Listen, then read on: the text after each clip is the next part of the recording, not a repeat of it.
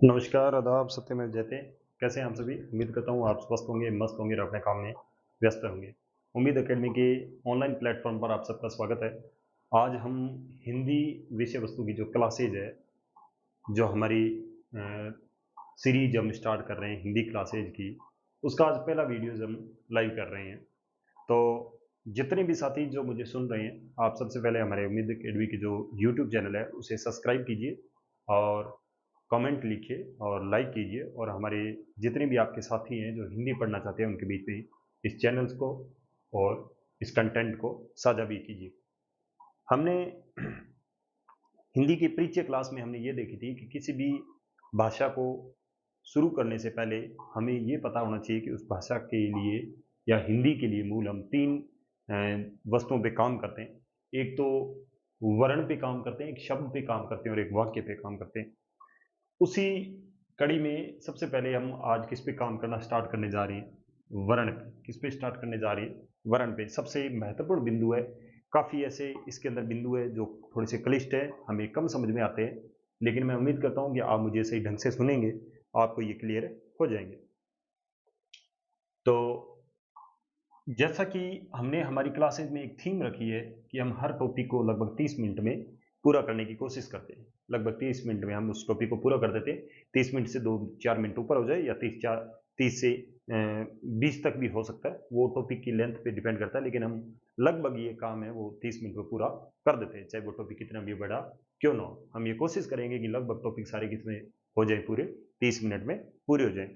आप सब बेहतरीन सहयोग कर रहे हैं। मैं टेलीग्राम पर क्विज आधारित टेस्ट सीरीज में वहाँ हिंदी जो विषय के लिए जो टेस्ट सीरीज चल रही है राजस्थान एसआई के लिए, या आप हिंदी विषय वस्तु की कहाँ भी जहाँ भी कम्पिटेटिव एग्जाम में बैठना चाहते हैं, आपकी विषय वस्तु आपके सिलेबस में हिंदी है, हिंदी व्याकरण है, आप इस क्लास को भी ज्वाइन कीजिएगा और हमारी जो टेस्ट सीरीज चल रही है क्विज के माध्यम से उसे भी ज्वाइन कीजिएगा। खूब लड़के वहाँ टेस्ट दे रहे हैं, अपनी तैयारी को परखिए। हम वहाँ अधिकांश PYQ डालने की कोशिश करते हैं ताकि जो एग्जाम का पैटर्न है वो बोर्ड से हम हटकर दूर नहीं जा सके।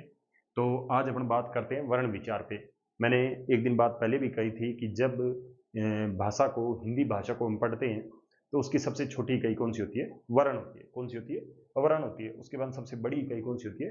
वाक्य होती है। लेकिन सबसे छोटी सार्थक इकाई शब्द होती है और सबसे बड़ी सार्थक इकाई कौन सी होती है?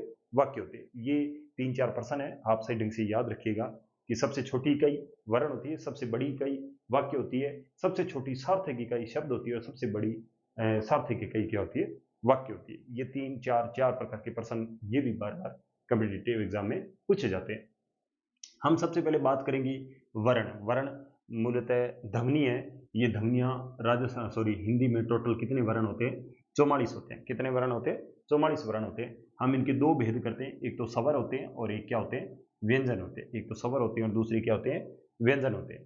जो स्वर होते हैं वो टोटल 11 होते हैं और व्यंजन है वो कितने होते हैं? 33 होते हैं। तो ये मूल मूल जो वर्ण है वो केवल कितने हैं? 44 है। कितने वर्ण है? 44 वर्ण है। मूल वर्ण केवल 44 है, लेकिन आधुनिक हिंदी के अंदर बहुत सारे ऐसे वर्ण आ चुके हैं जहां हम 44 के बजाय 50 भी बोलते हैं, 52 भी बोलते हैं, 54, 55, 56 तक हमने आज वर्ण अपना लिए। लेकिन हमारी जो मूल बेसिक समझ होनी चाहिए वो लगभग कहाँ तक होनी चाहिए? 44 तक होनी चाहिए। इसके बाद में इस क्लास में एक छोटी सी थी, मैं आपको और बता दूं, हम इस क्लास में जितना भी मैटर करेंगे वो, मेरे पास एक पुस्तक है जो मानक पुस्तक है। ये मैं आपको बता दूं कि ये हमारी पुस्तक जो राजस्थान का बोर्ड है उसकी पुस्तक है, राजस्थान का माध्यमिक शिक्षा बोर्ड है। ये 9, 10, 11, 12 के लिए बुक है। 9, 10, 11, 12 के लिए बुक है। बुक का नाम है नवीन हिंदी व्याकरण में रचना, कक्षा 9, 10, 11 और 12 के लिए पाठ्य पुस्तक है। मैं इसी बुक को फॉलो करूंगा। तो जितने भी साथी मुझसे ये बात सुन रहे हैं या ये क्लास देखेंगे, आप भी ध्यान रखें कि इसी मानक पुस्तक को आप भी फॉलो कीजिएगा। मैं सारा मैटर इसी बुक से करवाऊंगा, आप भी इस बुक को फॉलो कीजिए। इस बुक के अंदर जितने भी कंटेंट है, जितने भी लाइनें हैं, जितने भी शब्द है, मैं इनसे इतर जाने की कोशिश नहीं करूंगा। आप भी ध्यान रखें, मेरे द्वारा यहाँ जो समझाई जा रही चीज वो केवल इस बुक को आधार बना के समझाई जाएगी। कुछ भी क्लिष्ट चीजें हैं या कई ऐसी चीजें हैं जो विवादास्पद हैं, मैं उनके ऊपर नहीं जाऊंगा। सबसे पहले आप ये डिसाइड कीजिए कि आप हिंदी की एक बेसिक चीजें क्लियर कर लीजिए। ठीक है, अभी हमने समझा कि हमारा जो इसका कंटेंट है वो कहाँ से है? नवीन हिंदी व्याकरण, कक्षा 9, 10, 11, 12। ओल्ड जो हमारे राजस्थान बोर्ड के अंदर पुस्तक चलती है, वो मानक पुस्तक है, उसी से मैं ये सारा व्याकरण आपको करवाऊंगा। उसके बाद में हमने देखा कि इसके दो भेद हैं, एक तो स्वर और दूसरा क्या है, व्यंजन है। स्वर हमारे 11 होते हैं और व्यंजन हमारे कितने होते हैं, 33 होते हैं। इस प्रकार से दोनों को जोड़ दिया जाए तो हमारे टोटल वर्ण कितने होते हैं, 44 होते हैं। तो ये भी बहुत प्रकार से प्रश्न आता है कि वर्ण हमारे कितने होते हैं। तो आप ध्यान रखिए, हमारे केवल मानक वर्ण है वो केवल कितने हैं, 44 है। लेकिन आज हमने परिवर्तन की बाद में बहुत सारे वर्ण अपना लिए, जैसे मैंने अभी कहा था कि हम लगभग 54 या 56 वर्ड भी पढ़ते हैं, 54 या 56 भी। उसके बारे में बात कीजिएगा, स्वर क्या होता है। स्वर क्या होता है कि जब भी किसी ध्वनि को उच्चरित किया जाए या उच्चारण में लिया जाए तो किसी अन्य ध्वनि की सहायता नहीं लेनी पड़े, उसे क्या करे, अन्य किसी ध्वनि की आवश्यकता नहीं पड़े, वो होते हैं स्वर। एक कोई भी ऐसी ध्वनि जिसे एक बार बोला जाए या उच्चारण किया जाए तो दूसरी ध्वनि की आवश्यकता नहीं पड़े, वो क्या होते हैं, स्वर होते हैं। जैसे ये टोटल होते हैं 11, ए, आ, ई, उ, री, ए, आई, ओ, औ। इस प्रकार से ये कितने हो गए, 11 हो गए। फिर से गिन लीजिएगा, ए, आ, ई, इनका उच्चारण ऐसे करना है, ई, उ, ऊ। उसके बाद में री, ए, आई, ओ, औ। तो ये टोटल कितने हो जाएंगे, 11 स्वर हो जाएंगे। इनको भी याद रखना है आपको। इन स्वरों को, स्वर के भेद बहुत सारे प्रकार के होते हैं, लेकिन अपने को मूल या बेसिक ही ध्यान रखना है। हमने स्वर को केवल दो ही प्रकार से बांटा है, एक हर्षव स्वर होता है और एक मूल स्वर या लघु स्वर। इसी हर्षव का मतलब होता है छोटा, और हर्षव का अपोजिट होता है दीर्घ। हर्षव का अपोजिट क्या होता है, दीर्घ। और मूल स्वर जो मूल है, लेकिन हमने उसके बाद में इन्हीं मूल स्वरों की संधि कर करके कुछ स्वर और बनाए हैं, इसी को क्या बोलेंगे, लघु स्वर बोलेंगे या छोटा स्वर बोलेंगे। मूलतः हर्षव स्वर 4 ही होते हैं, एक तो ए, एक ई, एक उ और एक री। इसके बाद में ए का दीर्घ, ई का दीर्घ, उ का दीर्घ, री, और उसके बाद ए, आई, ओ, औ। ये जो 7 वर्ण है, ये हमने किसके अंदर रखे हैं, दीर्घ स्वर के अंदर या संधि स्वर के अंदर हमने रखे। आ, ई, उ, ए, आई, ओ, औ। ये 7 स्वर हमने किसके अंदर रखे हैं, दीर्घ स्वर के अंदर रखे हैं। उसके बाद अगर बात की जाए कि व्यंजन क्या होते हैं, क्या बात की जाए, व्यंजन क्या होते हैं, तो ध्यान रखिएगा, जैसे मैंने स्वर में कहा था कि स्वर की जब ध्वनियों को उच्चारण में लिया जाता है तो ये अन्य किसी ध्वनि की सहायता नहीं लेती। लेकिन जो व्यंजन होते हैं, ये क्या करते हैं कि जब भी कोई इसके ध्वनि, जब व्यंजन को उच्चारण किया जाए तो ये किसी ध्वनि का सहयोग लिया जाता है। ये क्या करते हैं, किसी ध्वनि का सहयोग लेते हैं, और वो ध्वनियां कौन सी होती है, स्वर होती है। तो ध्यान रखिएगा कि व्यंजन स्वर के बिना अधूरा है। व्यंजन जब भी बोला जाएगा स्वर का सहयोग लेगा। जैसे मैंने बोला क, तो क, अ, क, अ, क। क अधूरा है जब तक उसमें क्या नहीं होगा, ए नहीं होगा। तो व्यंजन अधूरे होते हैं किसके बिना, स्वर के बिना। तो स्वर की डेफिनेशन ये बनती है कि स्वर केवल स्वतंत्र होते हैं, उनको बोलने के लिए, उनके उच्चारण के लिए किसी अन्य ध्वनि की आवश्यकता नहीं होती। और व्यंजन में ध्यान रखिएगा कि उनके उच्चारण में किसी अन्य ध्वनि की आवश्यकता होती है या सहयोग लिया जाता है। जैसे कै बोला, तो जितने भी व्यंजन होते हैं उनमें स्वर का सहयोग लिया जाता है, उनके साथ स्वर जुड़ा होता है। कोई भी बिना स्वर के स्वतंत्र व्यंजन नहीं हो सकता। तो ये दोनों को क्या होगी, परिभाषाएं होगी। उसके बाद में ध्यान रखिएगा कि व्यंजन को हमने बहुत प्रकार से बांटा है। उसके बाद में इन दोनों का मिक्सअप भी वर्गीकरण किया है, हम मिक्सअप वर्गीकरण भी करेंगे। उसके बाद उच्चारण की दृष्टि से जो व्यंजन है उनको किस प्रकार से हमने बांटा है, इस पर भी अपनी चर्चा करेंगे। तो देखिएगा व्यंजन को, व्यंजन में सबसे पहला वर्गीकरण करते हैं हम सप्तर्षि व्यंजन। एक हमारे, जब हम क ख ग घ ड़ पढ़ते हैं तो उनके अंदर हमने देखा होगा कि कुछ वर्ग होते हैं जिनमें 5 वर्ण होते हैं। जैसे क, ख, ग, घ, ण, च, छ, च, छ, ज, झ, ञ, ट, ठ, ड, ढ, ण, त, थ, द, ध, न, प, फ, ब, भ, म। ये क से लेकर क च ट त प जो वर्ग है, क के 5, च के 5, ट के 5, त के 5 और प के 5, ये 5 क्या होते हैं, ये 5 एक के अंदर 5 वर्ण, इसलिए ये 5 वर्ग हो जाते हैं। इन्हें स्पर्शी व्यंजन कहते हैं। क्या बोलते हैं, स्पर्शी व्यंजन बोलते हैं। तो व्यंजन का पहला वर्गीकरण समझ आ गया होगा आपको। पहला होता है स्पर्शी व्यंजन। तो ये कितने होते हैं, क से लेकर मैं तक 5 गुणा 5 टोटल 25 वर्ण होते हैं। कितने वर्ण होते हैं, 25 वर्ण। गिन लीजिएगा, क, ख, ग, घ, ड़ 5, च, छ, ज, झ, ड़ 10, फिर तय वाले 5 15, फिर तय वाले 5 20, फिर पै वाले 5, 25। इस प्रकार से ये जो स्पर्शी व्यंजन होते हैं ये कितने होते हैं?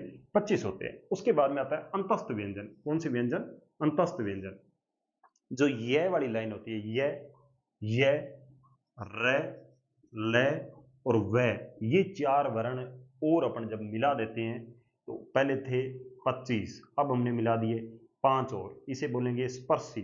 इन्हें क्या बोलेंगे? स्पर्शी। इन्हें क्या बोलेंगे? अंतस्थ। ये हो गया अंतस्थ। और उसके बाद में होते हैं उष्म। उष्म कौन से होते हैं? श वाली लाइन, श, स और है। ये जो 4 वर्ण होते हैं इन्हें क्या बोला जाता है? इन्हें क्या बोला जाता है? इन्हें बोला जाता है उष्म। क्या बोला जाता है? उष्म वर्ण। तो ये हो गए 4। 25 और 5 कितने हो गए? 25 और 5 हो गए 25 और 4, सॉरी, अंतस्थ थे वो कितने थे? केवल 4 थे। अंतस्थ केवल 4 ही है। और उसके बाद उष्म भी कितने हैं? 4 है। तो 25 और 4 29, 29 और 4 कितने हो चुके हैं? 33। तो ये मूल व्यंजन है वो केवल कितने हैं? 33 है। इसके बाद में दो दो व्यंजन मिलके जो बने हुए हैं वो है संयुक्त अक्षर। एक तो श, एक त्रय और एक ज्ञ। श, त्रय और ज्ञ, ये 3 व्यंजन आते हैं जो अपन लास्ट में पढ़ते हैं अपने। वो कैसे हैं? संयुक्त अक्षर हैं। कैसे हैं? संयुक्त अक्षर हैं। संयुक्त अक्षर को देख लीजिए, इनका निर्माण कैसे होता है। जो श होता है वो क हलंत प्लस या जोड़ धन श, और त्रय होता है वो तय हलंत धन र, यानी तय आधा और र को जब जोड़ा जाएगा तो आप पढ़ के देखिए इसे क्या लिखा हुआ है? तय रे त्रय। इसे पढ़िए त्रय, क्योंकि जब सब टूट जाता है उसे जल्दी से छोड़ना होता है तो आप छोड़ दीजिए त्रय। क्या छोड़ दीजिए? त्रय। और इसे आप इस तरह से पढ़िए, आधा क या श, ये भी शुद्ध है।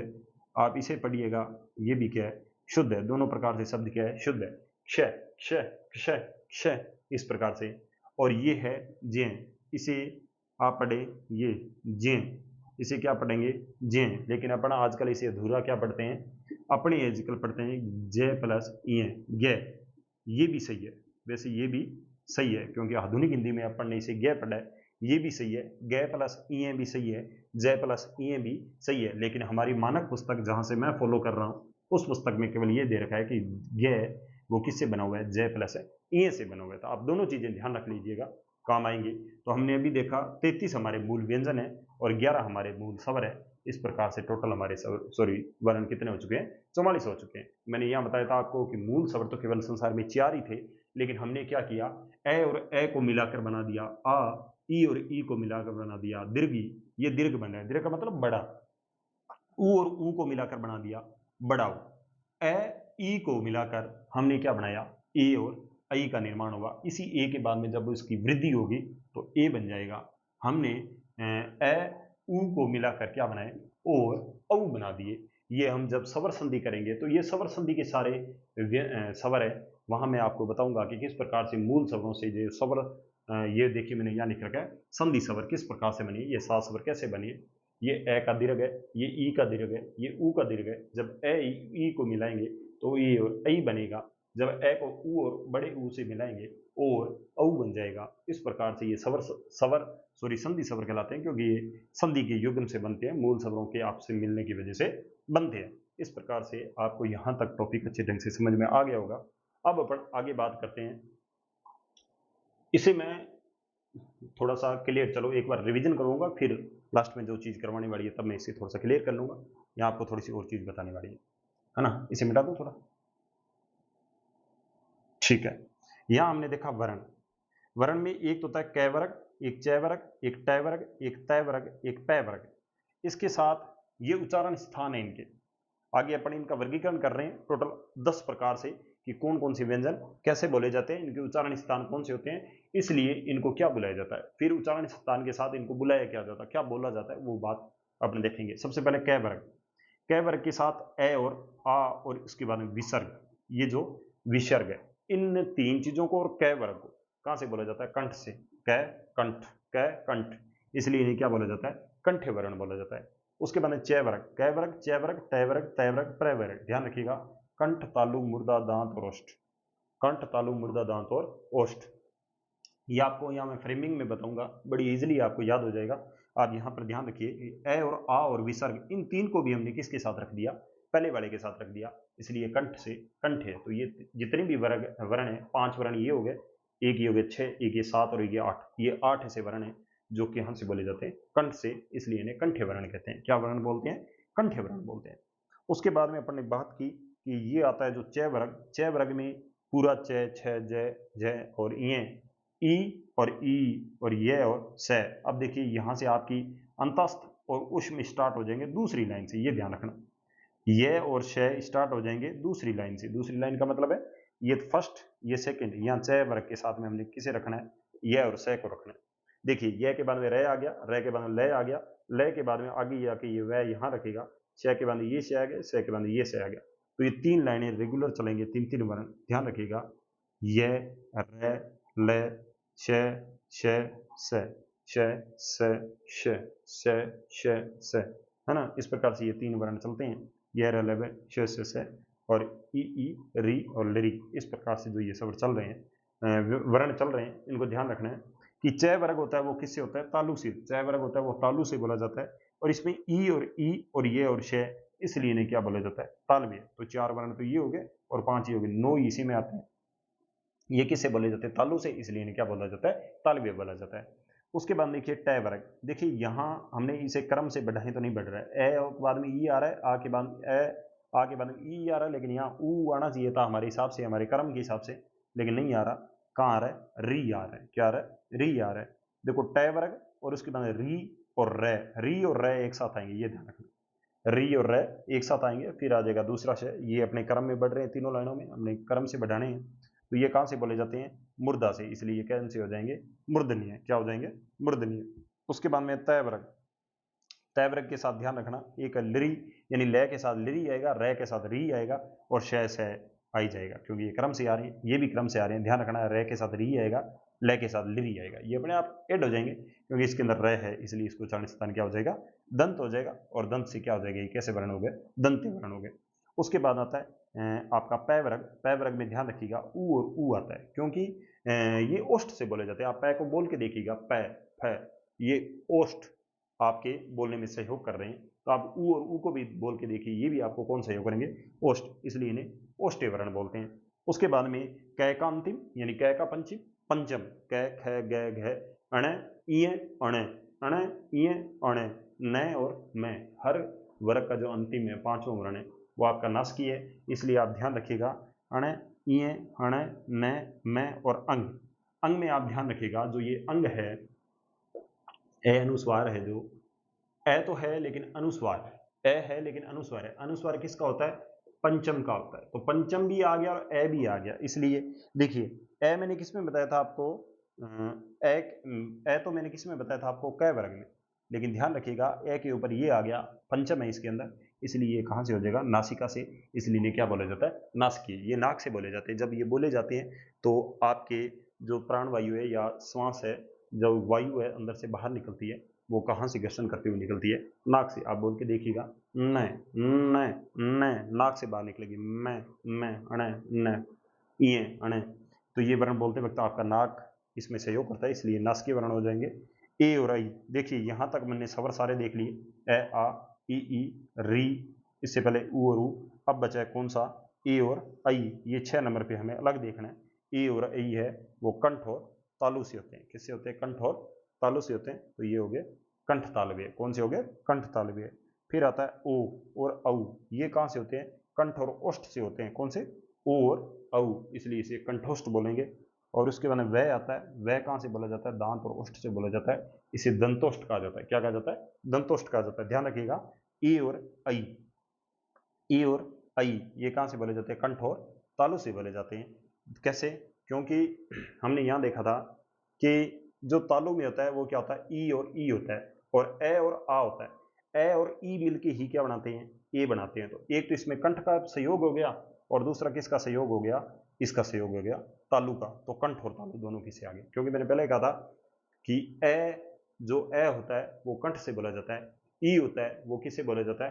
तालु से बोला जाता है। तो ए और ई जब मिलते हैं स्वर संधि के अंदर, गुण संधि के अंदर, तो बनते हैं ए और आई।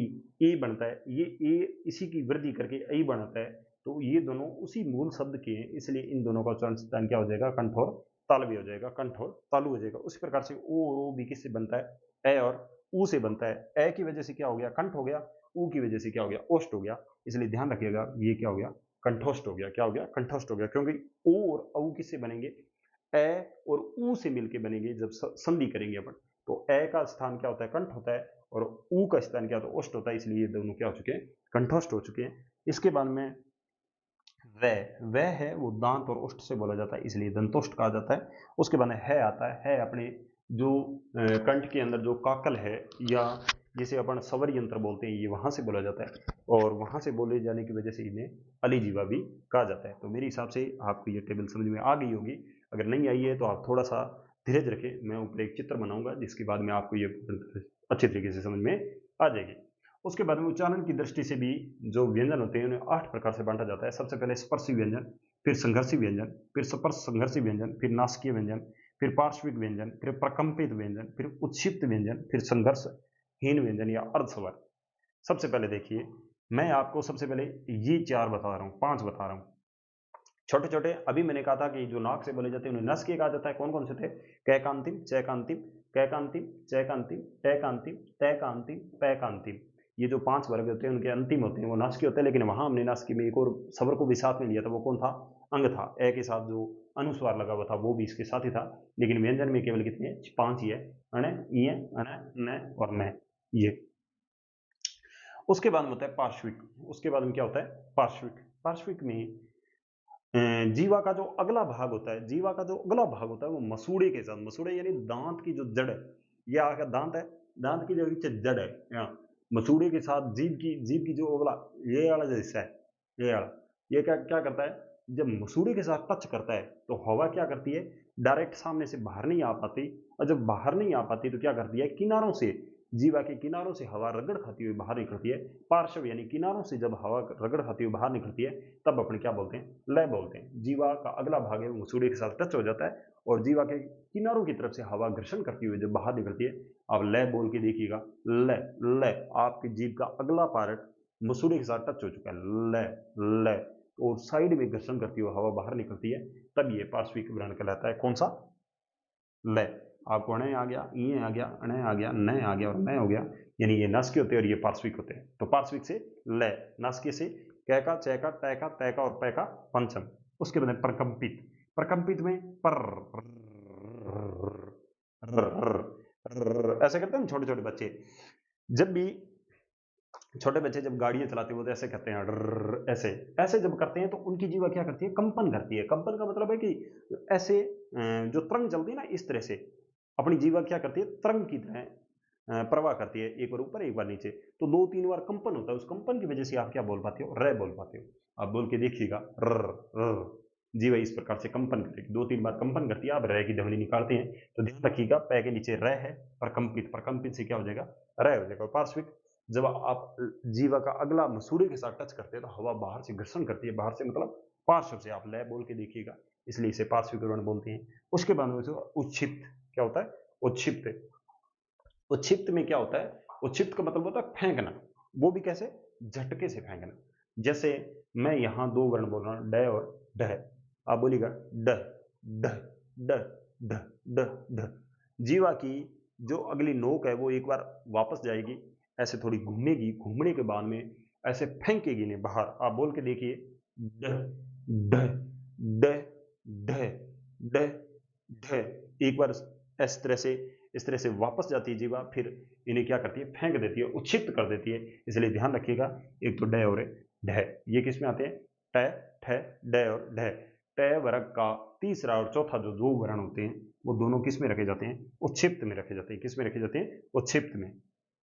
उसके बाद में ध्यान रखिए कि जितने भी व्यंजन होते हैं वो लगभग हमारे शरीर के जो मुख के जो अवयव है उनके साथ क्या करते हैं? संघर्ष करते हैं। लेकिन यह और वह ऐसे होते हैं जो कम संघर्ष के या बिना किसी संघर्ष के बोल दिए जाते हैं। आप बोल के देखिएगा, यह, वह, यह, वह, इतना ज्यादा संघर्ष नहीं करते। इस वजह से इन्हें क्या बोलते हैं? संघर्षहीन बोलते हैं, कि ये संघर्ष नहीं करते, इसलिए इन्हें अर्धस्वर भी बोला जाता है। क्या बोला जाता है?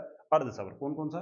यह और वह, यह और वह, यह और वह, ये क्या होते हैं? अर्धस्वर होते हैं, या इन्हें संघर्षहीन स्वर बोलते हैं। उसके बाद में ध्यान रखिएगा, एक तो होता है सपर्शी, एक संघर्षी और एक स्पर्शी संघर्षी।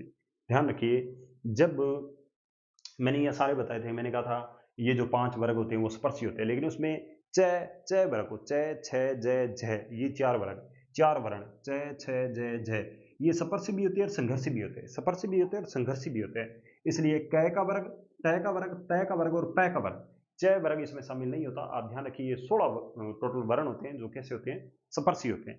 उसके बाद में संघर्षी कैसे होते हैं, आप बोल के देखिए, संघर्ष होगा श, स, ह, ख, ख, ज, फ, ख, ज, फ, ख, ज, फ, ह, ख, ज, फ, ह, ख, ज, फ और श, श, ये यानी ऊष्म वर्ण तो सारे।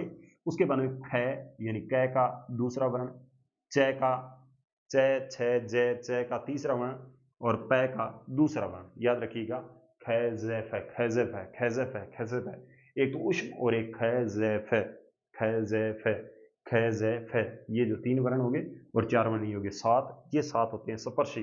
अब पीछे जो बच गया अपना च, छ, ज और झ, ये क्या होते हैं, ये क्या होते हैं, ये होते हैं अपने स्पर्श और संघर्षी। स्पर्शी क्या होते हैं, किसी अवयव के साथ टकराते हैं तो वो स्पर्शी होते हैं, किसी आंतरिक अवयव को क्या करते हैं, टच करते हैं, इसलिए इन्हें स्पर्श कहते हैं। चाहे वो कंठ को करते हैं, चाहे वो तालु को करते हैं, चाहे वो दंत को करते हैं, चाहे वो मुर्दा को करते हैं, चाहे वो ओष्ठ को करते हैं, इसलिए इन्हें स्पर्श व्यंजन कहा जाता है। संघर्ष में क्या होता है कि जब श, और स और है और आप ख, ज, फ आप जब बोल के देखेंगे, आप देखेंगे आपकी जीवा किसी अवयव के साथ ऐसे टकरा रही होती है, लेकिन पूर्णतः नहीं टकराती, थोड़ा गैप रह जाता है।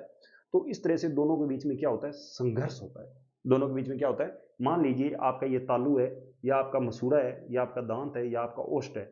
जब इसके साथ ये जीवा होती है, ये क्या है, इतनी दूर तो नहीं रहती, लेकिन नजदीक चली जाती है। लेकिन नजदीक जाने की वजह से क्या होता है, बीच में से जब वर्ण निकलते हैं श, स और छ, तो ये दोनों से कम गैप की वजह से क्या करते हैं, संघर्ष करते हैं। सामान्य स्थितियों में जीवा इतनी दूर रहती है, लेकिन जब इतनी नजदीक आ जाए तो दोनों के बीच में गैप कम हो जाएगा और हवा क्या करती है, संघर्ष करती है।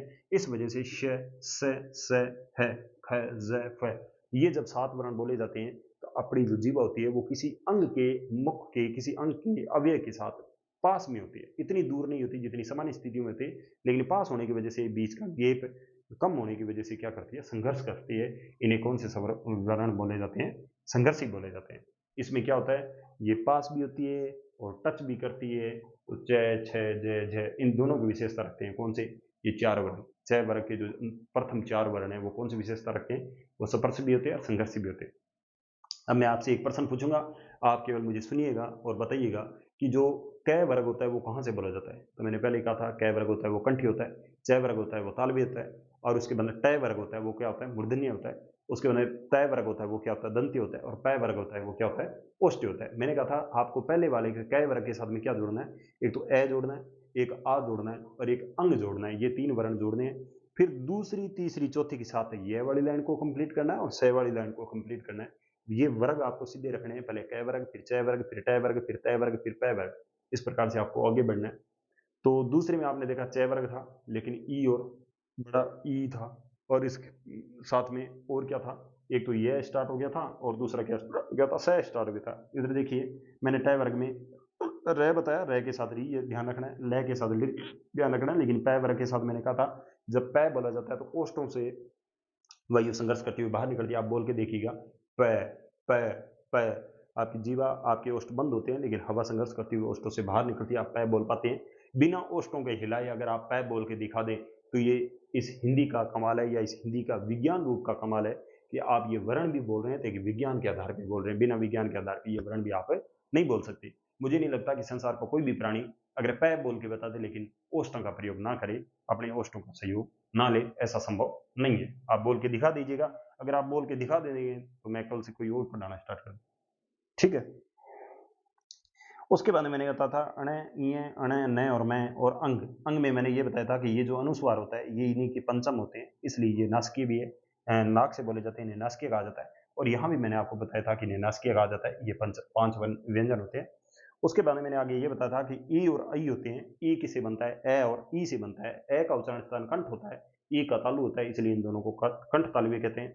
ओ किससे बना है, ए और ऊ से बना है।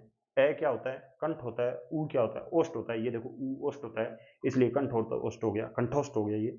फिर मैंने बताया था वह क्या होता है, वह क्या है, वह दांत और ओष्ठ से बोला जाता है, इसलिए इन्हें दंतोष्ठ बोला जाता है। है होता है वो अपने शरीर के अंदर सॉरी मुख के अंदर एक ऐसी घंटी है जिससे हवा क्या टकराती है, आप है बोलिए, है, तो हवा उससे टकराती है, वो इस तरह से घंटी हिलती है और वहां से आपकी एक धमनी निकलती है जिसका नाम क्या है, जिसका नाम क्या है, इसलिए क्या बोलते हैं इसे, सवर यंत्र या अलीजीवा बोलते हैं। क्या बोलते हैं, सवर यंत्र या अलीजीवा बोलते हैं, सवर यंत्र या अलीजीवा बोलते हैं। इधर आपने देखा कि स्पर्शी कौन सा होता है, संघर्षी कौन सा होता है, स्पर्श संघर्षी कौन सा होता है, नासकीय कौन सा होता है, पार्श्विक कौन सा होता है, प्रकंपित प्रकंपित में लय होता है, पार्श्विक में लय होता है, और इसके उच्छिप्त जो फेंके होते हैं, टय का कौन सा, तीसरा और चौथा डय और ढय, उसके बाद में संघर्षहीन कौन से होते हैं, मैंने कहा था ये होता है ये और वह, इसमें कौन से थे, संघर्ष स्पर्शी में 16 थे, क के चारों और च के नहीं है, तय के और पै के, उसके बाद में स्पर्श संघर्षी में क्या होता है, सॉरी संघर्षी में क्या होता है, श और है, और उसके साथ में क्या था, ख ज फ, ये इसमें मैंने कहा था कि दो अवयव एकदम पास पास आ जाते हैं, इनको दोनों के बीच में से हवा क्या करती है, घर्षण करती हुई बाहर निकलती है। उसके बाद सपर संघर्ष में केवल 4 वर्ण होते हैं, च छ जय और जय। इस प्रकार से ये हमारे जो वर्ण विचार का जो टॉपिक था ये लगभग कंप्लीट हो चुका है। सवर में केवल अपने को इतना ही पता रखना था और यहाँ इनका मिक्सअप रूप ध्यान रखना है। सवर में केवल इस बात का ध्यान रखना है कि सवर को हमने 2 प्रकार से बांटा था। एक सवर वो होता है जो दीर्घ सवर होता है और एक सवर वो था जो लघु सवर या मूल सवर थे। मूल सवर केवल 4 ही थे। मैंने कहा जब सवरों की उत्पत्ति हुई तो केवल 4 ही हुई, लेकिन इन्हीं चारों को हमने बार बार मिला के आपस में संयोग करवा के आपस में संधि करवा के हमने 7 सवर और बना दिए। तो वो ध्यान रखना, मूल सवर केवल 4 ही है, ए ई उ री और आ ई उ ए ऐ ओ औ। ये कोई सवर नहीं थे, ये हमने क्या किया, इन्हीं चारों को आपस में मिला मिला के ऐसे सवर बना दिए। बड़ा री संस्कृत में होता है, छोटा री केवल हिंदी में होता है, इसलिए हिंदी में टोटल 11 सवर होते हैं और 33 व्यंजन होते हैं। इस प्रकार से हमने पढ़ा कि ये टोटल कितने व्यंजन है, 44 व्यंजन है। एक छोटा सा मैं चित्र के माध्यम से आपको और बता देता हूँ कि कै च ट थ प इनका उच्चारण स्थान किस प्रकार से होता है।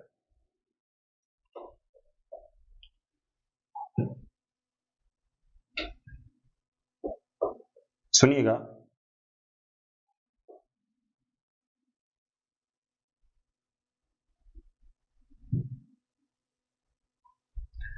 जैसे जैसे आप अपना मुख को देखिए, आप एक आईना लेके बैठिएगा या दूसरे साथी से पूछिएगा कि मेरे मुख के अंदर क्या क्या दिखाई देता है। आप देखेंगे कि आपके मुख के अंदर इस प्रकार की कुछ आकृतियां दिखाई देगी। किस प्रकार की, सबसे पहले आप देखिएगा यहाँ आपके जो है वो है कंठ। क्या है, कंठ। यहाँ जो आपका स्टार्टिंग, जब आप मुख इस तरह से रख के बैठे हैं, आपके सामने जो आपका मुख है, आप देखिएगा यहाँ आपका क्या है, कंठ है। फिर अब कंठ से जो इस तरह से घुमाव खाती हुई ऊपरी हिस्सा जो इस तरह से घुमाव खाता हुआ आ रहा है वो है आपका तालु। तालु पे कभी लग जाता है आलू। क्या लग जाता है, कभी कभी आलू लग जाता है, इसलिए गर्म आलू भी नहीं खाने चाहिए। उसके बाद आप ध्यान रखिएगा, यहाँ क्या आता है आपके, तालु जिस चीज के साथ जुड़ता है वो है यहाँ पर जिसे अपन बोलते हैं दांत। क्या बोलते हैं, दांत बोलते हैं। और तालु और दांत, तालु और दांत या दांत की जो जड़ होती है उसे अपन बोलते हैं मुर्दा। जो दांत की ये जड़ है इसे अपन ने क्या कहा है, मुर्दा। क्या बोला है, मुर्दा। तो दो पर ये हमारे 4 अवयव आ गए। सबसे पहले कंठ, कंठ के बाद में तालु, तालु के बाद में मुर्दा। मुर्दा किसे बोलेंगे, जो दांत की जड़ है। आप ध्यान रखिए, ये जो दांत है जस्ट ऊपर जो जड़ है, मसूड़ा बोलते हैं जिसे, मसूड़ा, वो है मुर्दा। और ऊपर हो गया दांत। फिर आपके प्यारे प्यारे जो है ओष्ठ या होठ, ओष्ठ या होठ। ये इस प्रकार से ये अपने मुख के 5 अवयव हैं। इसके बारे में मैंने कहा था हमारे यहाँ कंठ के अंदर एक घंटी है जो यहाँ पर रहती है, जिसका नाम क्या है, अलीजीवा।